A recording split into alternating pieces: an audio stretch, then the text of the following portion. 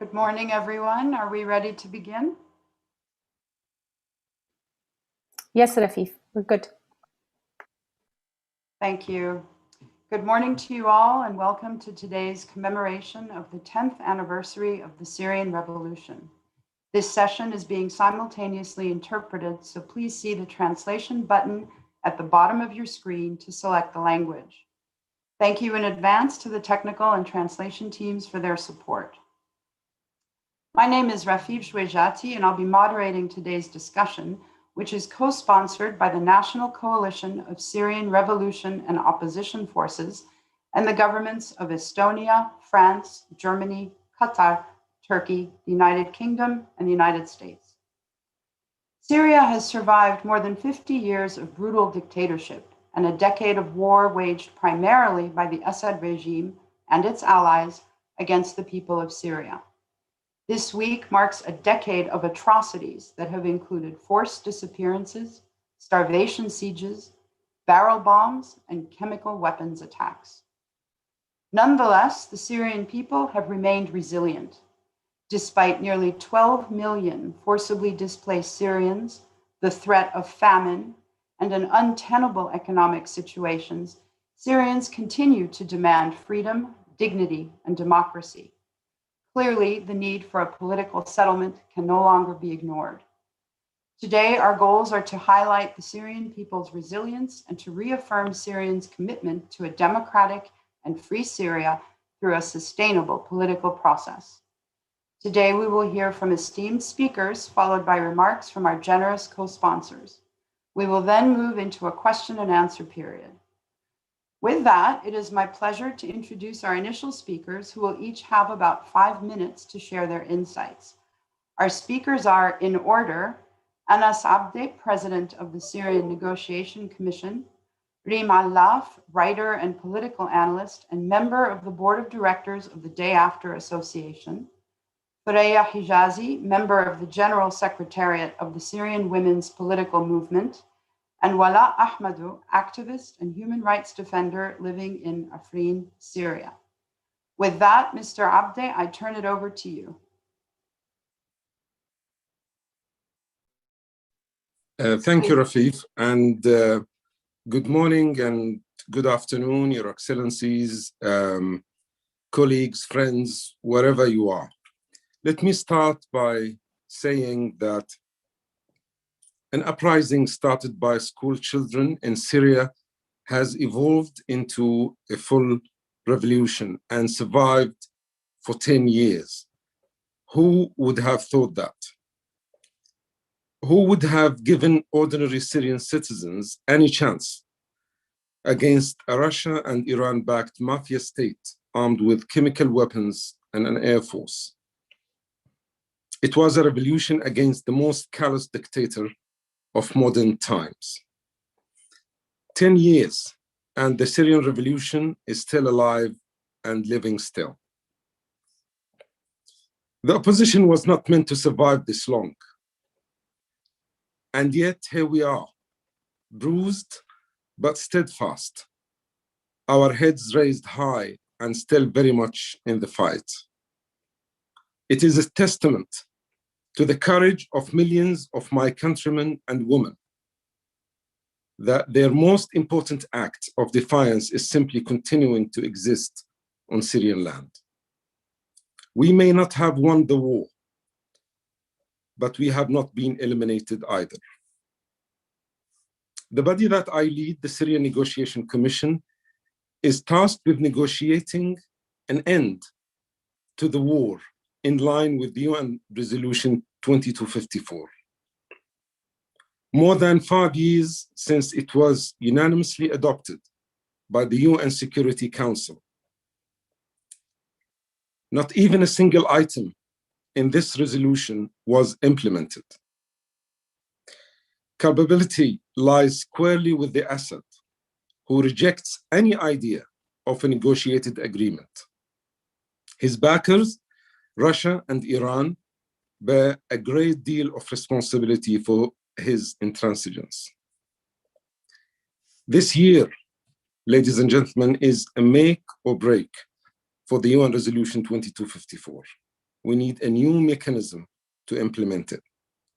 As for the Constitutional Committee, we in the SNC did everything possible to make it work and facilitate its success. The Syrian regime, on the other hand, used all the tricks in the book to make it fail.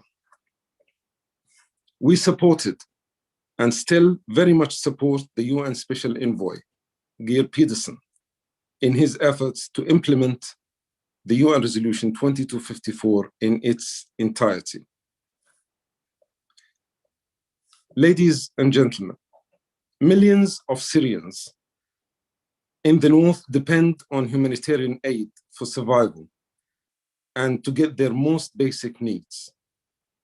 What is needed today is for the international community to do all that it has at its disposal to ensure the millions of people in that part of Syria are not left at the mercy of the regime that caused their hardships to begin with, by putting forth a serious effort to extend the cross-border humanitarian aid resolution around July this year, and to have in place a contingency plan that can quickly go into effect in case the moral obligation and responsibility towards the Syrian people is not enough to dissuade some Security Council members from voting against the continued supply of much needed humanitarian aid. Ladies and gentlemen, let me conclude by saying 2011 until now was the decade of the impossible revolution. Let not the coming decade be that of the impossible peace. Syria's children will never forgive us. Thank you. Thank you, Mr. Abde. Very powerful words. Now let's go to Rim Allah. You have the floor. Thank you, Ms. Rejati, Excellencies, esteemed peers, ladies and gentlemen. I was born in Syria. I spent the best part of my childhood in my beloved United States, and much of my adult life in the UK and in different corners of the European Union, of which I am a proud citizen. On regular visits to Syria, I would wish for its people what we take for granted in the US and in Europe: rule of law, freedom of speech, basic human dignity, and, to borrow from that most famous of preambles, certain unalienable rights such as life, liberty, and the pursuit of happiness. Young people everywhere have dared to dream that their lives are just as valuable as those for whom those words were written, words that the democratic world has preached for decades. Never again, we were told years ago, only to find ourselves in a never-before situation. How? Never before has the world been able to observe in real time the destruction of a nation and the extermination of a people who dared to demand dignity and freedom. Never before has a civilian population been filmed under attack with barrel bombs, savage airstrikes, and chemical weapons by its own illegitimate authorities. Never before have starvation sieges and old-fashioned barbaric massacres been so well documented as they happened. Never before has torture on an industrial scale been so evidenced. Never before has the world's indifferent silence been so loud, save for perfunctory condemnations and erasable red lines. And never before have the mightiest superpowers the world has ever known shamelessly pretended to be impotent. Syria is not only the epicenter of the greatest crimes against humanity in modern history, but also the epicenter of our collective failure as a global community. So here we are today, again, marking another anniversary and repeating the same mantras year after year. The only updates are in the horrific numbers that have come to summarize the Assad regime's war on the Syrian people. In 10 years, the numbers of killed, wounded, maimed, displaced, tortured, detained, forcibly exiled continued to rise. Since we marked the last anniversary of the revolution, Bashar Assad celebrated his 20th year on the throne, and the Assad dynasty marked its 50th year of dominating, subjugating, and terrorizing the Syrian population. So would you care to wager on what else we will be mentioning in March 2022? Or should we rather cut to the chase and decide once and for all that this anniversary should be the last of its kind? It's complicated, some of you say. No, it's not. Despite every atrocity they have endured, Syrians are still raising their independence flag as they continue to demand a life of dignity. They have never raised a white flag. So why are you all raising a giant white flag in surrender to undemocratic forces, even as they impact life in your own countries? This gluttonous, incompetent, barbaric regime is unreformable, proving repeatedly it will use all means at its disposal to maintain its violent hold on power. So yank away this blanket of legitimacy you are inexplicably giving to actors who prop up a genocidal maniac, boasting he will not negotiate, refusing to comply with even the most basic demands of Security Council Resolution 2254. They are desperate to come out of this entanglement, and the solution is with you, with all of us. They want reconstruction money? We want the right conditions to allow Syrians to turn the page. They want a nuclear deal? We want a cessation of armed interference from all their militias in the entire region. They want sanctions relief? We want to free all detainees, allow aid to reach all Syrians, and let them decide for themselves how to run their country. We want accountability for all so that we can have justice and peace. Syrians started their revolution 10 years ago. It's time for the international community to start its own as well. Fight this war, not the last ones, and fight it with logic, resolve, and unity, not with weapons. Make the solution a new precedent, not only so that surviving Syrians can go home and begin to rebuild their country and their lives, hand in hand with the millions of Syrians still held hostage in regime-controlled areas, but also so that no other evil force is ever led to believe again that it can wreak havoc and sow the seeds of radical despair anywhere on our planet. Here's hoping that your and our legacy will be the one which inspires your own people, and for which young, educated, healthy Syrians will one day thank you. The ball is in your court. Thank you for your kind attention. Thank you, Ms. Alav. That was extremely powerful. Now let's go to Ms. Thureya Hijazi, please. You have the floor.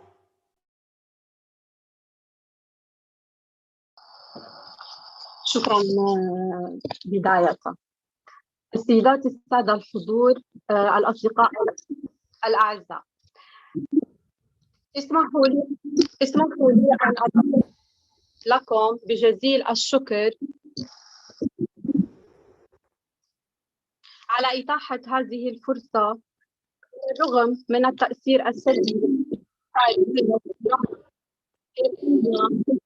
الإيجابيات فمنها هذا اللقاء. وأنا شاكرة في الذكرى العاشرة لانطلاق الثورة السورية، لا يمكن إلى أن سوريا المصنفة كأسوأ دولة للعيش في العالم لا يزال نحن الصراعات الإقليمية والدولية، ونفتقد لحل سياسي عادل لا يرغب أحد بدعمه. السادة الحضور، لطالما سوري المرأة حقوقها السياسية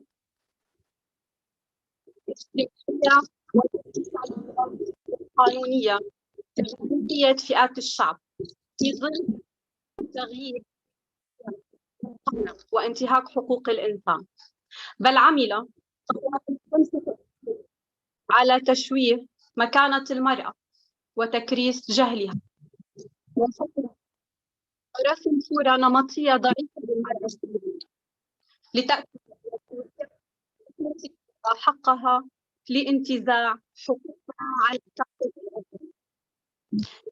شاركت سوريا منذ انطلاقة الثورة وكانت على كافة المستويات بدءا من التظاهر وصولا للعمل الإنساني والحقوقي والإعلامي.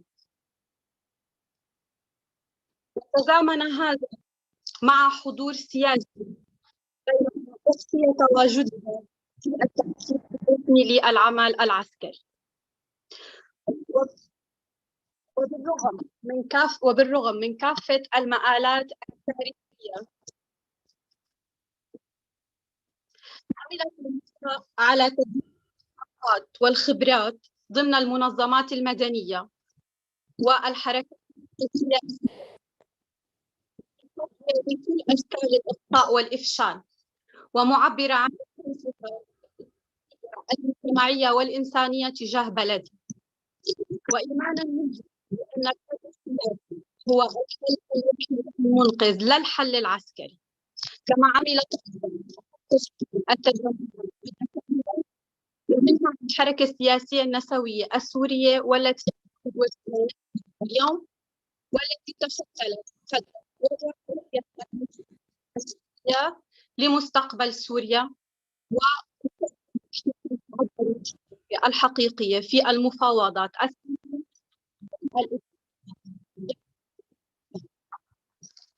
السيدات السادة الحضور، كل نزاع مسلح تدفع فتيات أثمان مضاعفة نتيجة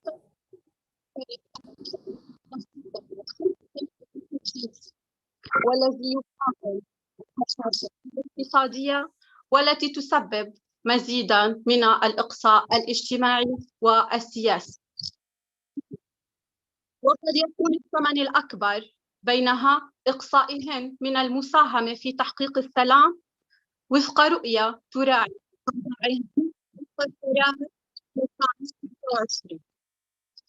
خاصة أن النساء طاقات فاعلة في إحلال السلام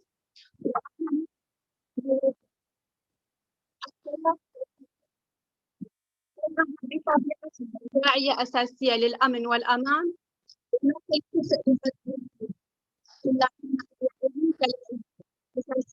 العملية السياسية ووكيل التغيير إلى الديمقراطية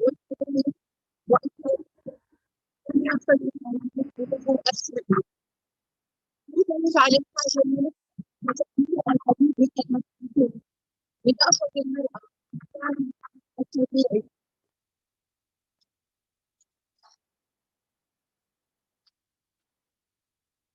مواقع صنع القرار، إذ إن هذا الكون مرتبط ارتباطا بعملية التحرير الديمقراطي واحترام حقوق الإنسان والمفهوم الصحيح للمواطن المتساوية والكاملة. ولهذا لا تزال نعمل في مسار عملية السلام بدءا من طاولة المفاوضات تقل عن 30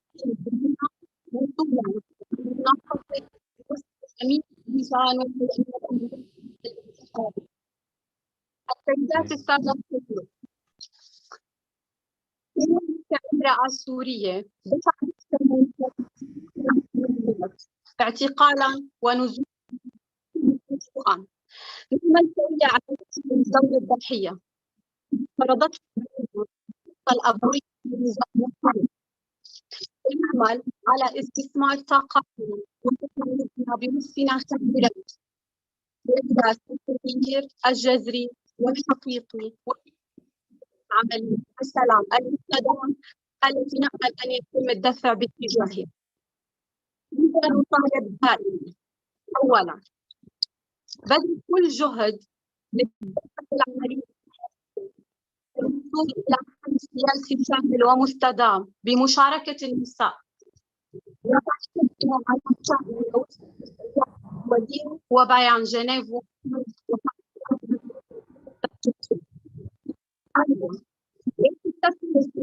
بالمساءلة والمحاسبة الضامن لحقوق النساء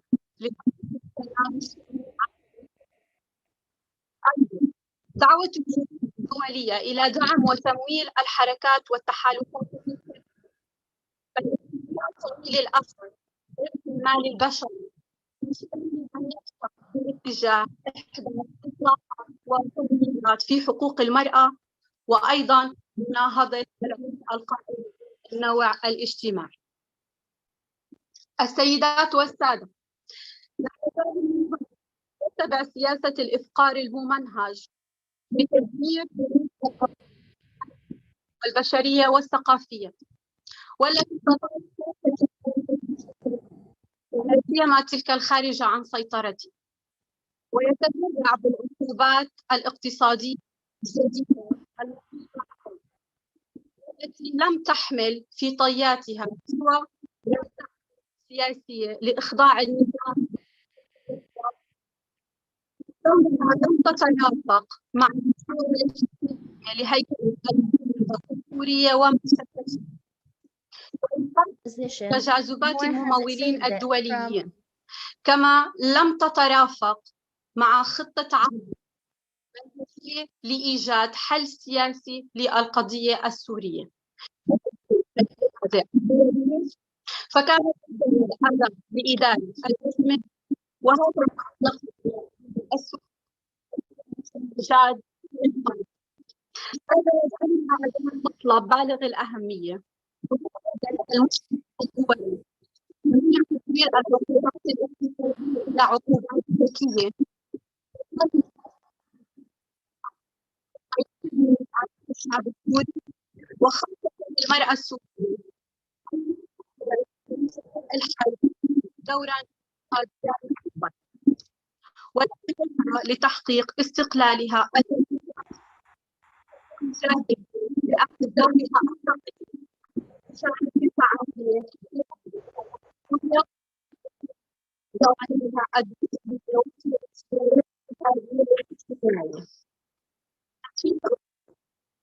نأمل أننا قد قمنا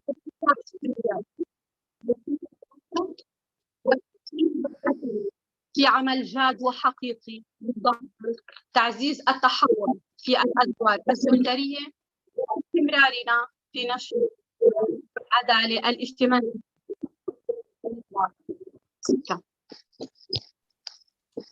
Thank you very much, Ms.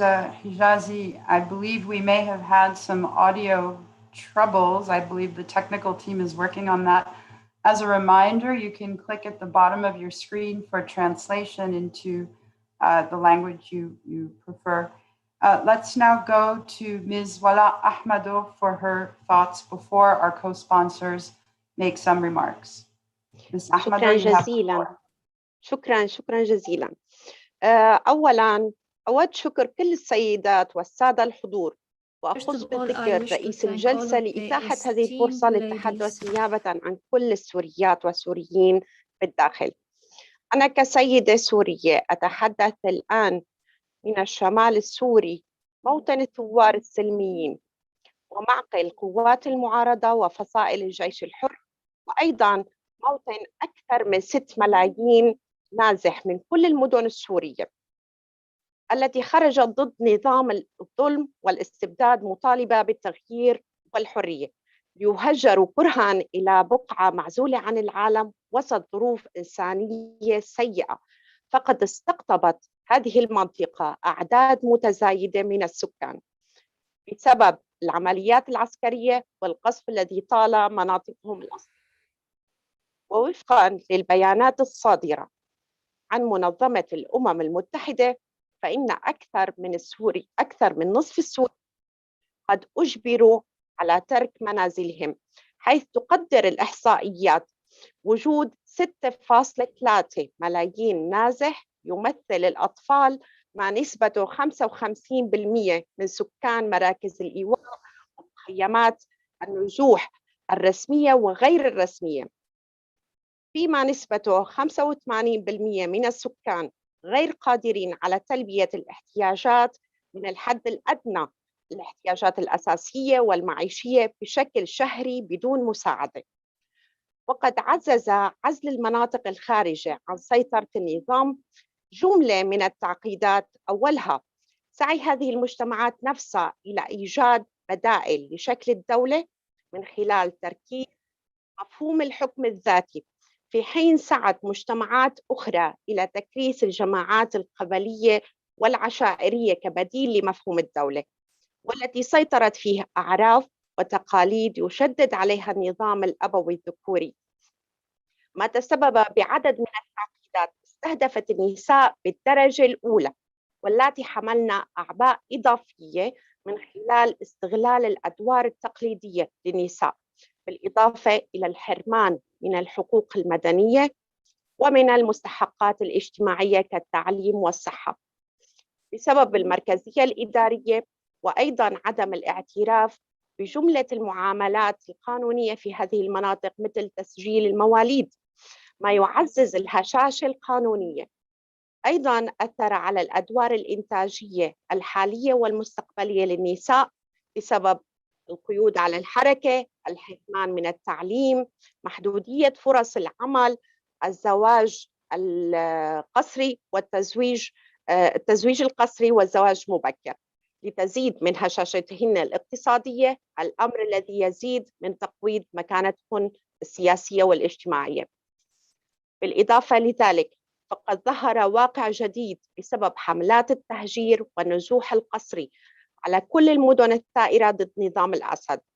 المخيمات التي تتركز في الشمال ليست الوحيدة، هناك آخرون كثر يقطنون في مراكز إيواء جماعية، هي غالباً مباني بلدية أو مستودعات أو مدارس أو هياكل مملوكة للقطاع الخاص كالمشاريع السكنية غير المنتهية بناؤها. تعاني هذه المناطق من الاكتظاظ السكاني الشديد، تعاني أيضاً من مشاكل التكيف، فساكنو هذه المناطق من بيئات مختلفة ويجبرون على العيش مع عائلات غريبة، الأمر الذي يفقدهم حقهم الطبيعي في التمتع بالخصوصية. ويقيد حركة النساء أيضاً وجود المرافق المشتركة غالباً بنقاط بعيدة عن الخيام يشكل خطراً على الأطفال والنساء ويخلق مشاكل اجتماعية كثيرة. يضاف إلى ذلك مشكلة البطالة طويلة الأمد بسبب فقدان فرص العمل وجائحة كوفيد-19، ارتفاع أسعار المواد الغذائية، وقد أدى الوضع الاقتصادي الهش والانخفاض الكبير في قيمة الليرة السورية إلى ارتفاع عدد المعوزين. الكثير من السوريين الآن يبيعون أصولهم ماشيتهم ويأكلون كميات أقل حتى يتمكنوا من إطعام أطفالهم، كما أنهم يرسلون أطفالهم إلى العمل بدل من إرسالهم إلى المدارس. هذا بالإضافة إلى المخاطر الأمنية الناتجة عن هجمات هشة وخروقات متعددة تستهدف البنى التحتية، المدارس والمستشفيات وأماكن تجمع المدنيين كالأسواق مثلاً. كل هذه الصعوبات والمآسي جعلت أغلب العائلات السورية مضطرة للاعتماد على المساعدات الإنسانية، والتي قد لا تفي باحتياجات الناس، وخصوصاً النساء والأطفال، أيضاً خصوصاً الاحتياجات الصحية للنساء، فهي تستهدف الفئات الأقل أو الأكثر ضعفاً، موفرين لهم المال، المدافع، الوقود، مواد العزل للخيام، الملابس الشتوية، الأدوية، فضلاً عن المواد غير الغذائية، خدمات الحماية والدعم النفسي والاجتماعي. السيدات والسادة، لقد أغلقت الحدود أمام السوريين الباحثين عن الأمان في الخارج، لكنها فتحت بالاتجاه المعاكس منذ العام 2014 لإيصال المساعدات الإنسانية، وكانت متنفساً للمحتاجين والمحاصرين الذين احتملوا تبعات النزاع. لذلك ندعو كل الجهود الدولية والإنسانية لمواصلة إرسال المساعدات عبر معابر الشمال السوري التي تعتبر معابر حيوية لملايين من النازحين السوريين، ونؤكد على أن أي محاولة لإيقاف هذه المساعدات عبر الحدود سيمثل ضربة قاسمة لملايين العائلات السورية التي تعتمد عليها للتزود بالغذاء والعلاج والسلع الأساسية. كناشطات ونشطاء ندعو كل الجهود الدولية للضغط على جميع الأطراف المتنازعة والمجتمع الدولي للقيام بالمزيد لحماية كل المدنيين في سوريا وفق القانون الدولي. لذا يتوجب على أطراف النزاع الأطراف الدولية السير بإجراءات بناء الثقة والتفاوض للوصول إلى حل سياسي مستدام، ودعم كل جهود والبرامج الرامية لوضع إجراءات حماية الضحايا وتقديم الدعم النفسي وإعادة التأهيل.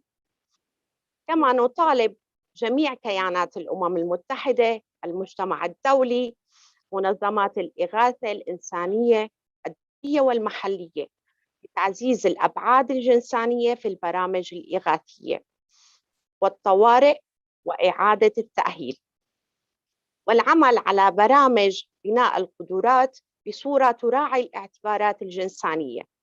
أيضاً تعزيز مشاركة المرأة في محافل صنع القرار بشأن صياغة حل سياسي وخطط إعادة الإعمار.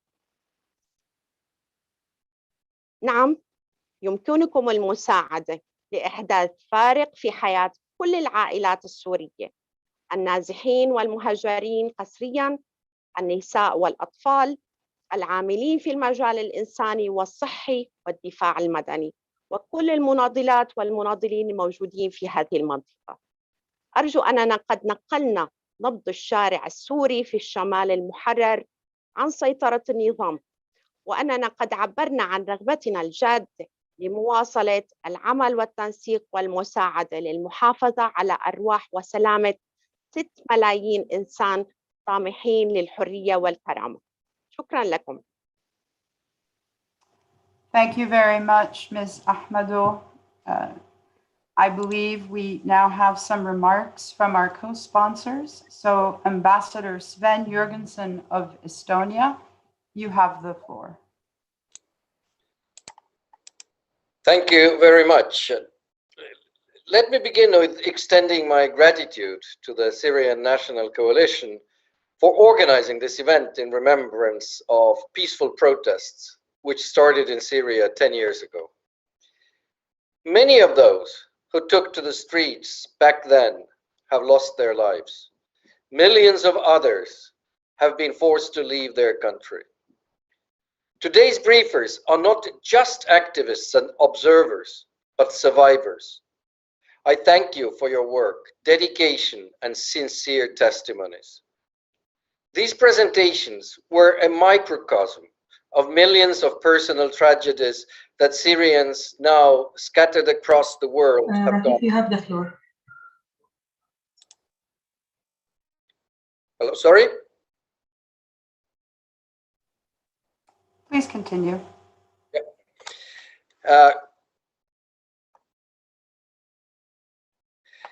It has been a decade of hope and a decade of destruction. After more than 500,000 deaths, the situation still remains a living nightmare. War continues, while the pandemic creates new challenges to the Syrian people in overcrowded refugee and IDP camps. In this light, renewing the cross-border aid mechanism this summer is our utmost duty. Madam Chair, more than 100,000 people remain arbitrarily detained or missing in Syria. Estonia, together with the European Union, calls for the creation of an international mechanism to locate missing people or their remains. There must be accountability for the many war crimes and crimes against humanity, and an end to impunity in Syria. Investigative mechanisms, such as the IIIM of the General Assembly and the Commission of Inquiry of the Human Rights Council, play a central role in collecting evidence of these crimes. We continue to work towards accountability, because without justice, there will not be any real peace in Syria. The conflict will not end until the Syrian regime stops using torture to suppress free speech and silence its citizens. Legitimate claims of the Syrian opposition must be taken into account when looking into the future of Syria. Estonia and other EU member states support free and fair elections in Syria in accordance with Security Council Resolution 2254 under supervision of the United Nations, with all Syrians, including members of the diaspora, eligible to participate. Anything else would be considered yet another farce. Until there is genuine political progress, sanctions against the Syrian regime will remain in place. Syrian people will be delivered justice. The horrors of the war will never be forgotten. Once again, my sincere gratitude to our speakers today. Your courage is remarkable. Thank you, Madam Chair. Thank you so much, Your Excellency. And now I believe Ambassador Nicolas de Rivière of France. Did you have some remarks? You have the floor. Thank you, Madam Chair. I want to thank the Syrian National Coalition for organizing this important event to commemorate the grim anniversary of the Syrian conflict. 10 years ago, tens of thousands of Syrians took peacefully to the streets to demand that their most fundamental rights be respected. The brutal, indiscriminate response from Bashar al-Assad's regime and his role in the ensuing conflict triggered one of the most serious criminal enterprises and humanitarian crises since the Second World War. Today, the war is far from being over. Responsibility for this tragedy lies with the Syrian regime and its external supporters. The figures bear witness to the scale of the tragedy. The Syrian regime has committed hideous crimes that have revived the worst moments in recent history.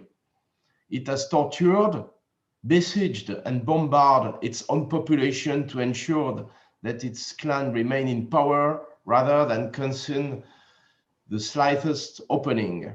It has used chemical weapons against women and children. Those crimes have been thoroughly documented by the UN, including the Commission of Inquiry's last two reports. They may amount to war crimes and crimes against humanity.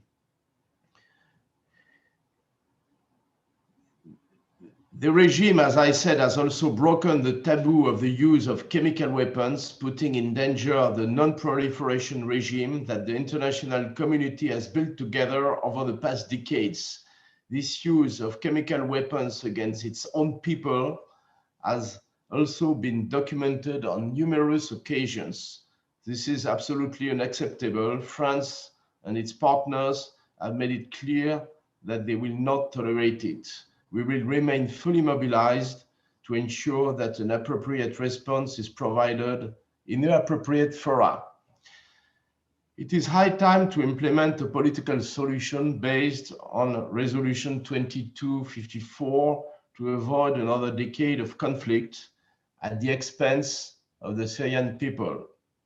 This is necessary to restore the stability of Syria and the regime, as well as to allow for the safe, voluntary, and dignified return of Syrian refugees to their homes. It is all the more urgent to register progress on the implementation of all aspects of Resolution 2254. This means achieving progress on detainees and missing persons as a matter of priority, working towards the establishment of a nationwide ceasefire, preparing the holding of free and transparent elections under the UN supervision and in which the diaspora will be able to participate. The Syrian regime needs to engage at last in good faith in the Geneva negotiations I want to commend the constructive approach of the Syrian Negotiations Committee and reiterate France's full support to the Syrian opposition. Until a long-lasting solution to the conflict is found, France is determined to continue its active support to the Syrian people.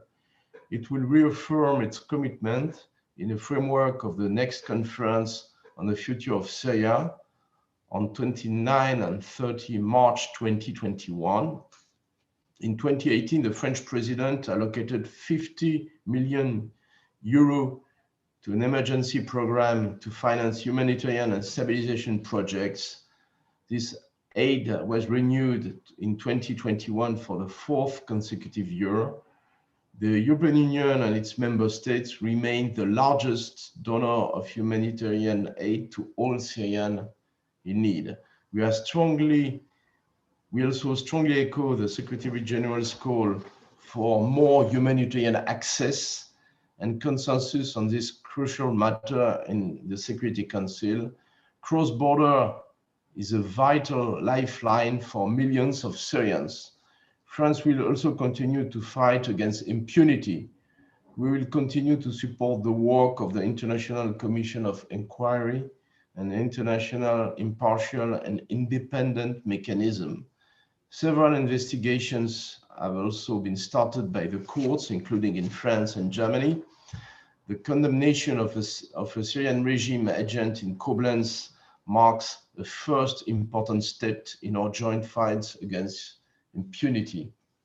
France, with its partners, will continue its actions to bring about a political solution for a stable, sovereign Syria in the service of the Syrian people. We will be ready to assist in the reconstruction of Syria only when a comprehensive, genuine, and inclusive political transition is firmly underway. Thank you very much. Thank you, Your Excellency. Before we go on to Ambassador Alia Athani of Qatar, I would like to ask the translators, in the event that there is Arabic, can you please not do simultaneous interpretation, but actually consecutive so that we can work with the audio. And my other request is that if we have participants who would like to ask questions, please go ahead and put them in the Q&A section in the interest of time. Ambassador Al-Thani of Qatar, I give you the floor. Thank you, Rafif. And I would like to also add my thanks to the Syrian National Coalition for organizing this event. And I'm honored to be in the company of our partners and as well the brave Syrian panelists. This week, of course, marks the grim 10th anniversary of the Syrian Revolution. The world is being reminded of the decade-long violence and the unspeakable atrocities committed by the Syrian regime and the consequences in terms of the horrific human cost. A generation of children has only known conflict and violence.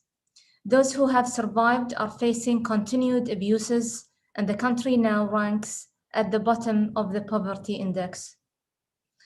Given the disastrous humanitarian situation in Syria, Qatar has long been among the leading providers of humanitarian aid and assistance to the brotherly Syrian people. We have as well committed to our legal and moral responsibility to call out on war crimes and crimes against humanity. Ensuring accountability and addressing impunity is a moral obligation and a condition for reconciliation, sustainable peace, and preventing the recurrence of these crimes. The atrocities in Syria are the most documented of any conflict and include the worst use of chemical weapons in a country. That is why the State of Qatar, along with Liechtenstein in 2016, was instrumental in the establishment of the IIIM in Syria by a resolution of the General Assembly. It has become a model international mechanism against impunity. Over the past decade, it has become more evident that the crisis cannot be resolved through violence, but only through a UN-led political process that would achieve the legitimate rights of the people of Syria and preserves its unity and independence. Today, the Constitutional Committee must be supported to deliver on its intended mandate. There is a need for confidence-building measures, including protection of human rights and urgently addressing the issue of detainees. Humanitarian assistance needed to be provided and delivered unhindered to those who need it. These, among other important elements, have been emphasized in the recent joint ministerial statement by the State of Qatar, the Republic of Turkey, and the Russian Federation, issued on March 11th in Doha. In conclusion, the State of Qatar will continue to work diligently and explore possible ways in cooperation with the international partners to contribute constructively to ending the Syrian crisis. And I thank you. Thank you very much, Your Excellency. I believe Ambassador Feridun Hadi Siniroglu of Turkey has a few comments. You have the floor. Thank you, Madam Rujati. I salute the brave Syrian panelists for their courage. Distinguished panelists and participants, dear colleagues, 10 years ago, on March 15th, the Syrian people stood up peacefully against dictatorship and oppression. In the ensuing decade, millions of Syrians have endured unthinkable agony, misery, and loss under Assad's oppression and machinery of death. They have been gassed, bombarded, besieged, abducted, forcefully disappeared, tortured, sexually abused, recruited as child soldiers, denied food and medicine. Tens of thousands perished in prisons and detention centers. Countless others remain imprisoned. The survivors in Syria endure multifaceted hardships. They live, on one hand, under constant threat of imminent attacks from the regime and terrorist organizations. On the other hand, they struggle to live in a country in ruins without a glimpse of hope for the future. They are freezing and starving. They are traumatized. They have lost their loved ones in the hands of a murderous tyrant. A staggering number of people had to abandon their homes. Over 5.6 million people have fled Syria since 2011. Turkey alone hosts nearly 4 million Syrians, which is almost 1/5 of the entire population of Syria before the start of the conflict. There are 6.2 million people, including 2.5 million children, displaced within Syria, the biggest internally displaced population in the world. To understand the catastrophic consequences of this modern-day exodus on those lucky enough to survive their perilous journey, let us lend an ear to Sajeda. Sajeda was forced from her childhood home as barrel bombs rained down on her city. Her family stuffed a handful of clothes and necessities in a bag, then left. Sajeda says, "When someone asks me, what was the most precious thing you left behind in Syria? I say that I left myself." The conflict had a disproportionate impact on children. It is estimated that 3.7 million Syrian children have been born since 2011.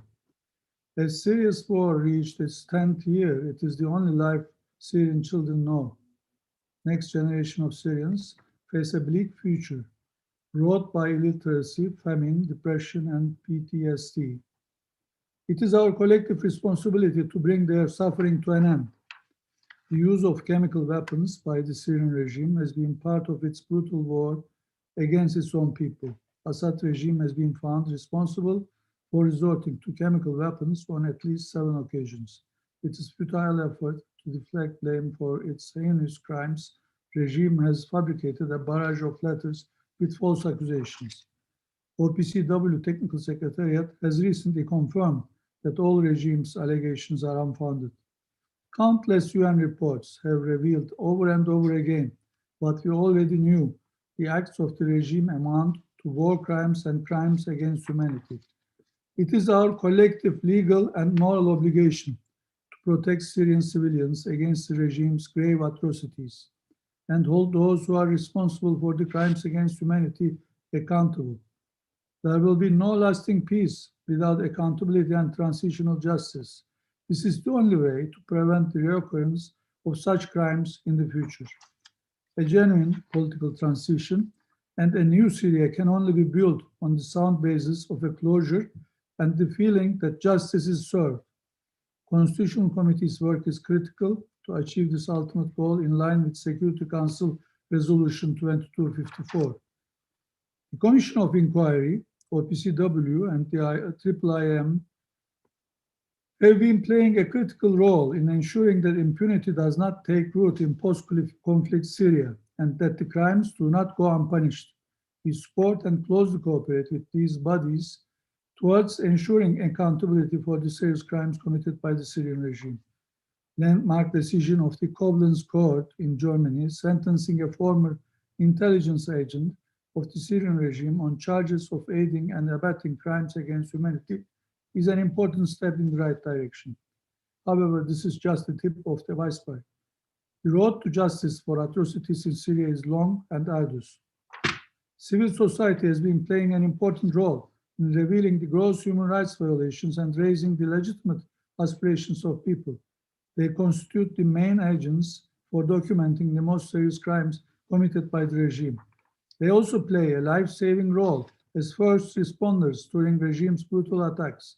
We should address their requests and give more space to their voices so that they can define their own destiny. It is clear that Syria remains first and foremost a serious protection crisis. The responsibility of the international community to protect failed big in Syria. In 2019, we witnessed a relentless military campaign in Idlib under the pretext of combating terrorism, which led to unprecedented levels of displacement along our borders. Today, millions of civilians in Idlib are safe thanks to our resolute actions on the March 5th ceasefire agreement. Having said that, the ongoing humanitarian tragedy in Syria continues to affect millions of innocent Syrians who took refuge in areas along our borders. The regime pursues its massacres through starve and surrender strategy in this all-out war against its own people. In Syria, we are faced with one of the most acute and severe humanitarian crises in the world. Every month, in the Security Council meetings on Syria, I voiced the request by the Syrian people from the international community. The continuation of lifeline UN cross-border humanitarian operations remains at the heart of my messages. Unfortunately, at a critical time, when more humanitarian access is needed due to the pandemic, the Council failed to respond to the basic expectations of Syrian people. In just 1 year's time, cross-border access has been restricted significantly with devastating implications for the population in northern Syria. Although record levels of humanitarian aid is channeled through the single crossing point Bab el-Awa, it is impossible to reach all people in need in the northwest. This is particularly the case for 1.3 million IDPs living in northern Aleppo, who used to receive UN assistance from Bab el-Salam until the obstruction by the regime's backers last July. Shutting down the most direct route to food and medical assistance will not serve the political calculations of those behind it. It is our joint responsibility to reach those in need and coordinate our efforts towards the continuation of UN cross-border operations beyond July 2021. This is indispensable for the transfer of COVID-19 vaccines to millions of people awaiting our help in their fight against the pandemic. This is our duty, and Syrian people deserve our collective action.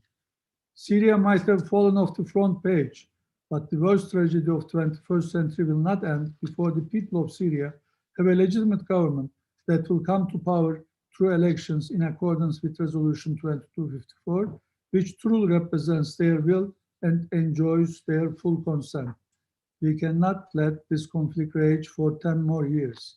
Turkey will continue to do its utmost to bring peace and justice to the brave Syrian men and women who have suffered too much for too long. Thank you. Thank you, Your Excellency. I believe Ambassador Jeffrey De Laurentiis of the United States has comments. Sir, you have the floor.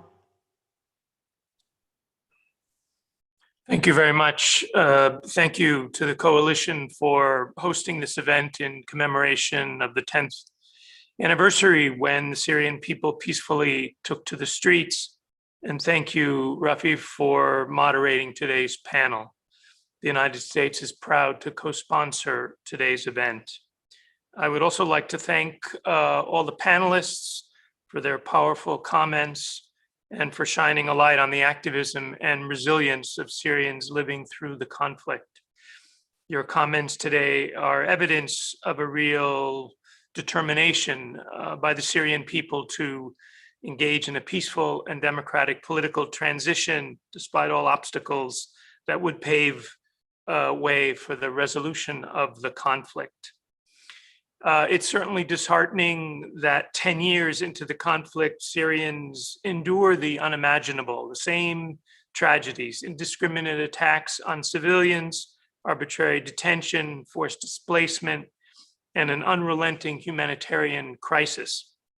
We cannot become numb to this suffering. We remain firm in stating that the only way forward is to push for a political process that meets the conditions outlined in Security Council Resolution 2254. We recognize the Syrian Negotiation Commission's efforts to meaningfully participate in the constitutional drafting process.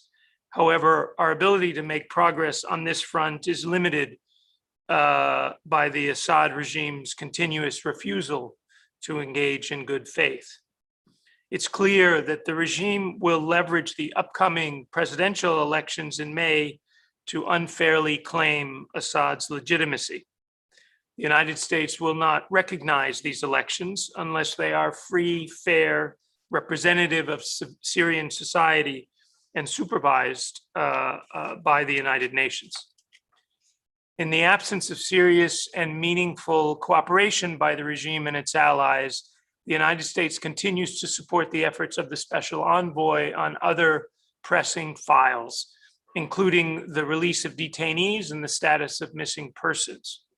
In the Security Council a few days ago, we called on the Special Envoy to apply greater focus on detainees and to engage directly and more regularly with families of the detained, former detainees themselves, and civil society. And while we press for progress on the political track, we cannot neglect the critical need to provide humanitarian relief to Syrians unable to feed, clothe, or require medical care for themselves and their families. Since 2012, the United States has provided more than $12.2 billion in life-saving assistance to vulnerable Syrians in Syria and the region. But we must do more. We have to do more. In the Security Council, we have continued our campaign to retain and expand the UN's cross-border mechanism. The United States is committed to do what is right to sustain the lifeline for the 3.4 million Syrians in the Northwest and to reinstate the UN's humanitarian access in the Northeast. To conclude, I echo the Secretary General when I say that a credible political settlement cannot wait. I assure you that our steadfast support for the Syrian people will not end. That a decade has passed means we must redouble our efforts to encourage a credible political transition, to hold the regime accountable for its abuses, and to maximize our delivery of humanitarian aid. Thank you very much. Thank you, Your Excellency. I believe Ambassador Günther Sauter of Germany has a few remarks. You have the floor. Afif, thank you very much. It feels bad to commemorate the 10th anniversary of the beginning of the Syrian conflict. This is an opportunity for us to think about and to remember how it all started. Even more important, this is an opportunity for us to think about what needs to be done to overcome this nightmare. Let me first of all thank the speakers for your courage and for your clear words. You reminded us of all the things that are important. First of all, you reminded us how it all started with peaceful protests for change and for reform and for the respect of human rights, and with a terribly brutal reply from the regime, which responded by more oppression, violence, torture, and murder. You also reminded us why millions of Syrians fled their country, roughly 1 million of them to my country. Arbitrary detentions, forced disappearance, torture, violence. These are the biggest obstacles to a safe, voluntary, and dignified return of refugees and internally displaced persons. And you also reminded us of the systematic and wide-scale violations of international humanitarian law and abuses of international human rights law by the regime and its partners. Let me say we cannot tolerate impunity. This goes in particular for the high-ranking officials in Damascus. But unfortunately, it has not been able to prosecute these people by the International Criminal Court because of the vetoes of Russia and China and the Security Council. There is a small ray of hope. You have taken note of the recent ruling of a court in Germany in the cases of 2 Syrian officials.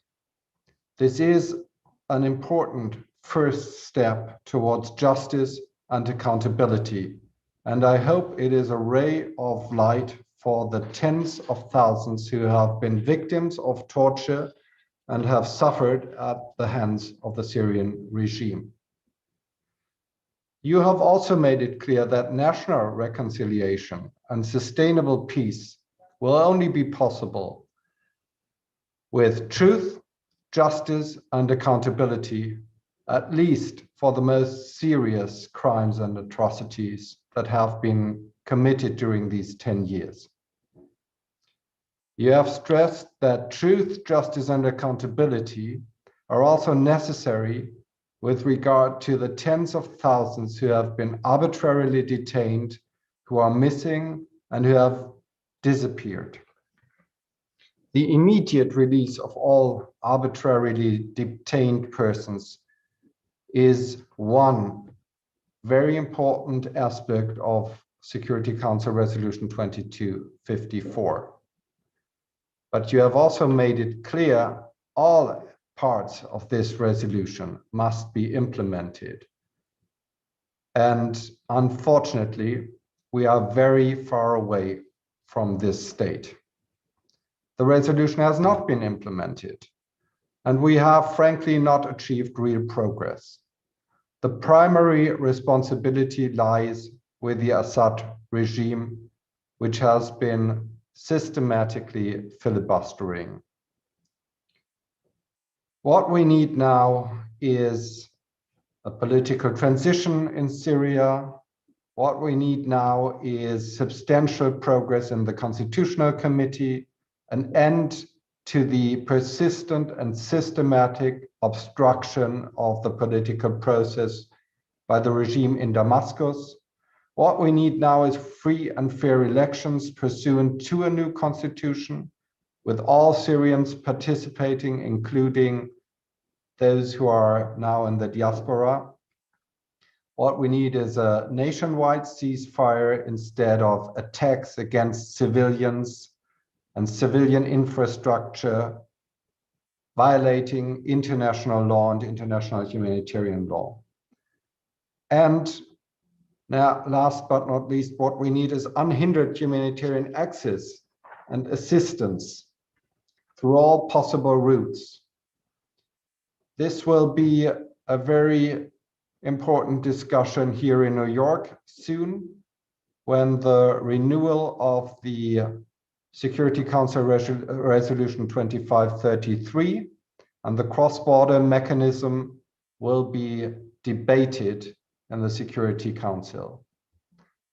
After 10 years, we finally need to see real progress towards the full implementation of 2255.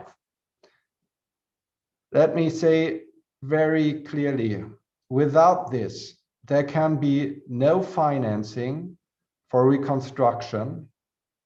Without this, there can be no lifting of sanctions. And without this, all talk about normalization is empty and void. Germany will continue to stand on the side of the Syrian people, and we will support your legitimate aspirations. Thank you.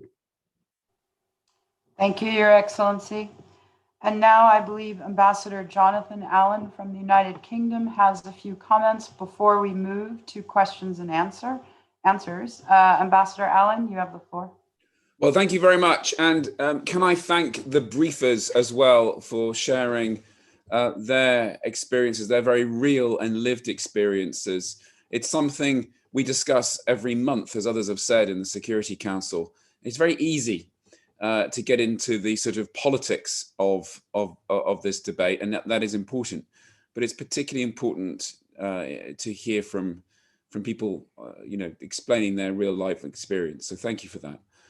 I think there's been a lot said by my colleagues, which I agree with. As we're at the 10-year anniversary of the conflict, I think it's important that we're clear about why it began and what happened. And I think it's really important as well that we resist the efforts that are underway and have been underway throughout the conflict to deny the facts, to distort the record, and to whitewash reality. In the spring of 2011, ordinary Syrians took to the streets of Damascus, Dara, Homs, and other towns and cities across Syria to protest peacefully for greater freedom, better governance, and an end to repression. And Assad and his regime answered those calls with brutal violence, chemical weapons, and starvation. At no point since has the regime seriously engaged in a political process. All it has done is to pursue a ruthless military strategy against its own people to stay in power at any cost. And the Syrian people have suffered a decade of conflict because they dared to stand up and call for an end to oppression, torture, and corruption. Assad and Russia promote the idea that the conflict is over, and they're encouraging normalization in the region. In reality, the regime continues to commit atrocities. It oversees widespread corruption and mismanagement that has wrecked the economy and caused more misery. The false narrative peddled by Assad and Russia is insulting to the Syrian people, and will carry on urging the international community to recognize that the crisis in Syria is ongoing. Now, I know that many Syrians question the international community's role in achieving peace in Syria. The Security Council is obviously divided, and a permanent member, Russia, protects the Assad regime in its violations of the UN Charter, supported by another permanent member, China. But we continue to believe that UNSCR 2254 offers a clear path out of the conflict. We believe in holding the regime accountable for its crimes, and we remain committed to doing all that we can to alleviate the terrible cost of this war on ordinary Syrians. We'll continue to pressure the regime and its backers to engage with the political process outlined in 2254, and that requires a nationwide ceasefire, unhindered aid access, releasing those arbitrarily detained, conditions set for safe refugee return, and free and fair elections, following a new constitution with a clear role for civil society, refugees, women, and minorities. And I want to say that I agree entirely with Nicolas de Rivière, the French ambassador, on the necessary conditions for international funds for reconstruction. As we said in the Security Council this week, although the situation is desperate, the people of Syria have shown incredible resilience. The hope for the future of Syria lies with them, and we'll continue to champion their voices and hear their message. Thank you. Thank you, Your Excellency. I believe we can now move into questions and answers, although we have brief comments from Ambassador Stefano Stefanile of Italy. Sir, you have the floor. Thank you, Madam Chair. And let me say first off that I listened very carefully and with great respect and full solidarity to the powerful interventions of today's briefers. And I think they reminded us that these 10 long years that have passed since the beginning of the Syrian crisis have been marked by an unimaginable level of suffering and destruction that has contemplated all kinds of crimes, raping and forced disappearances, arbitrary detentions, massive displacements, and gross human rights and humanitarian law violations. And those are all crimes for which the perpetrators must be held accountable and duly prosecuted by making use of all existing instruments and mechanisms. Because the fight against impunity is a matter of principle and justice in the first place, and it must also be an inherent part of any reconciliation process, especially in a Syrian society that has been torn apart by years of conflict. Now, the necessary steps to end the conflict are clear, although their implementation remains indeed a challenge. And those are a Syrian-led and Syrian-owned political process facilitated by the UN and in line with the criteria set out in UN Resolution 2254. And that implies a nationwide solid ceasefire, free and fair elections open to the diaspora, the release of the detainees and political prisoners, and the safe and dignified return for refugees to their homes. Let me say, as regards specifically the upcoming presidential elections, that they do not comply with the concepts of freedom and fairness, and therefore they cannot be the basis for a re-legitimation of the Syrian regime in any way. Any political and institutional process needs the participation of all Syrians, including the diaspora and the displaced.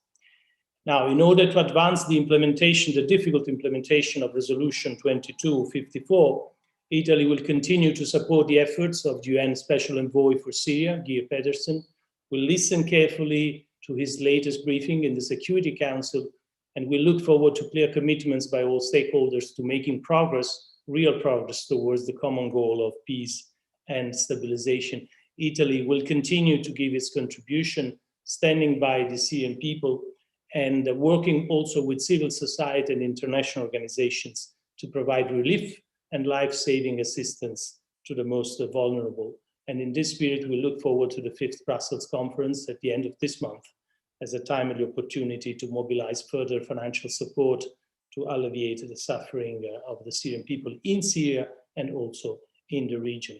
At the same time, I also want to say that it is imperative that the regime and its supporters not only engage seriously in the political process, but also allow humanitarian assistance to reach the communities in need. And it is also crucial, as it has already been said by other colleagues, to guarantee unhindered aid access through all possible routes, including through the renewal of Resolution 2533 and the cross-border mechanism by the UN Security Council. So let me say in conclusion, sustainable peace and security in Syria can only be achieved, of course, by a genuine, inclusive and comprehensive Syrian-led political solution. And the Syrian people, especially at this moment, after 10 years of conflict and suffering, need to feel more than ever that the international community is ready to take action to put an end to their plight. And Italy will certainly continue to stand by their side. I thank you. Thank you, Your Excellency. I believe we have an intervention from Ambassador Mia Raini from Finland. You have the floor. Thank you, Madam Chair, and thank you for this important event today. We are indeed commemorating a very grim anniversary this week, and the devastating conflict in Syria has continued for 10 years now, and no clear end to hostilities is in sight. We have repeatedly witnessed horrific scenes from Syria, and the grave violations of human rights and international humanitarian law are so appalling and unacceptable. We must also end impunity for the most serious international crimes, and those who have become victims of such crimes need our solidarity. It has been a great disappointment that efforts to refer the situation in Syria to the International Criminal Court have been vetoed in the Security Council. Finland has been a core supporter of the international, impartial and independent mechanism for the crimes committed in Syria since the foundation of the mechanism. The work of the IIIM in bridging the gap between recent crimes and uncertain future prosecutions is crucial. We also welcome the ongoing trials under the principle of universal jurisdiction that can give Syrians some justice and accountability. The dire humanitarian situation in Syria calls for urgent and unimpeded flow of humanitarian aid, as many colleagues have today highlighted. We support the efforts of Special Envoy Geir Pedersen in advancing a political solution in line with the Security Council Resolution 2254 and regret the stalemate of the Constitutional Committee caused by the Syrian regime. Releasing detainees would be a way to show goodwill and build confidence, which is currently so low. Finland supports Syria with peace-building efforts, improving resilience in Syrian communities and of the neighboring countries, and with humanitarian aid. Finally, I would have liked to ask about civil society participation in the political process, but I believe we do not have a lot of time left for replies now, so I only want to warmly thank Ms. Vala Ahmado and Ms. Turaya Esani for their interventions today, and stress the importance of hearing voices of civil society also in the future. Thank you. Thank you, Your Excellency. That is actually a good segue to one of the first questions that we received. What measures can be taken to support and empower displaced women in Syria? And if Ms. Hijazi's audio is working fine, I would love for her to give us a very quick answer. We are running out of time. شكرا. بداية المفروض لما نحن بنحكي عن تمكين النساء، وإذا نحن بدنا نعتبرهم فعلا هن كانوا عم يحملوا العبء الأكبر من الحرب، فبالبداية المفروض يكون عندهم وصول للخدمات الأساسية اللي هن بحاجة لها، وخاصة بالنسبة للصحة. بالإضافة أنه صحيح بيصير في عمليات تمكين سياسي وتمكين نفسي كتير واسع، بس النساء السوريات بحاجة تمكين اقتصادي، لأنه نحن بنقول أنه النساء السوريات إذا ما بيقدروا يحصلوا على تمكين اقتصادي ودعم على هيدا الصعيد، ما ممكن يكون في تخصيص وقت لحتى يكونوا هن فعلا فاعلات بالشأن العام. ممكن يكون في عنا أدوات كتيرة، ممكن يكون في صناديق مخصصة لدعم النساء تحديداً، ممكن المساعدات الإنسانية اللي بتم دخولها تراعي موضوع الجندر. اليوم نحن بسبب جائحة كورونا موضوع التفاعل عن بعد صار يعني أمر واقع، وصرنا نحن بنشوف إيجابياته حتى، فنحن بنقدر نعمل كتير استثمار لعمليات حتى التعليم عن بعد، تمكين القدرات عن بعد. آخر شيء وأهم شيء نحن بنشوف إنه النساء السوريات هن بحاجة بناء قدرات غير تقليدي خارج المهن التقليدية اللي هن بيشتغلوا فيها أو اللي المجتمع فرضها عليهم. وفي أمثلة كتير من النساء السوريات كانوا مبدعات بمجالات كتير كان هي يعني مجالات كتير عصرية. فبتخيل إنه هدول 3 نقاط يعني أهم ما ممكن نبلش بالشغل فيهم. شكراً لك. Thank you very much. Before we move on to any other questions, we have Mr. Andrea Pontiroli from the delegation of the European Union. Sir, the floor is yours, but we have very little time. Thank you, Madam Chair, and thanks to all the briefer for the words. As others recalled before me, 10 years ago, peaceful protests began throughout Syria, but the regime brutal repression of these peaceful protests and of the Syrian people and its failure to address the root causes of the uprising resulted in an escalated international armed conflict. Abuses, human rights violation, and grave violation of international humanitarian law by all parties, particularly by the Syrian regime, have caused enormous human suffering. Accountability is essential, both as a legal requirement, but also to ensure sustainable peace and genuine reconciliation. Allow me just to touch briefly on the Syrian refugee crisis. As you know, this is the largest displacement crisis in the world, and the European Union believes that conditions are not in place for the safe, voluntary, dignified, and sustainable return of refugees. The conflict in Syria, as many have said already, is far from over. The European Union demands an end to repression, the release of detainees, and that the Syrian regime and its allies engage meaningfully in the full implementation of UN Security Council Resolution 2254 And also allow me to recall that without credible progress, and as long as the repression continues, targeted EU sanctions on leading members and entities of the regime will be renewed at the end of May. Let me briefly touch on the fact that on 29 and 30 March, as other speakers mentioned, we will co-chair with the UN the 5th Brussels Conference on supporting the future of Syria and of the region. And we call on all international actors with influence in the Syrian crisis to come together to support a political solution in accordance with Security Council Resolution 2254 and to support the efforts by Special Envoy Pedersen. And at the conference, there will also be a strong call to ensure unhindered humanitarian access and to renew and broaden the Security Council authorization for cross-border humanitarian assistance in July. And as in previous years, the conference will also generate international financial support. To conclude, Madam Chair, I would like to reiterate the European Union full political and humanitarian support to the Syrian people in the pursuit of a peaceful and sustainable future. Thank you very much. Sir, I believe we have essentially run out of time, so I would like to just make some closing remarks. Clearly, Syria is top of mind for all of us here. I would like to once again thank our co-sponsors, esteemed speakers, and those who participated with such thought-provoking commentary. In concluding the event, I would like to leave you with a few thoughts. After 10 years of conflict, it is time to bring freedom, democracy, peace, and security to Syria.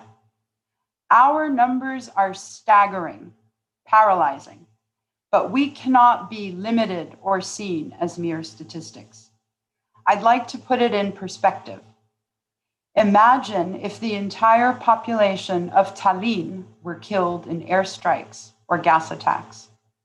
Imagine if the combined populations of Berlin, Paris, London, Doha, Ankara, and Washington, D.C. were food insecure. What would that look like from a humanitarian perspective, from a political perspective, or a logistical one? It is obviously time for the international community to take meaningful action. We thank you again for your time and your comments and your continued support of the Syrian people. Let us hope that we will not be back here in another 10 years. Thank you very much, and I wish you a pleasant day. Goodbye. Thank you. Thank you very much indeed.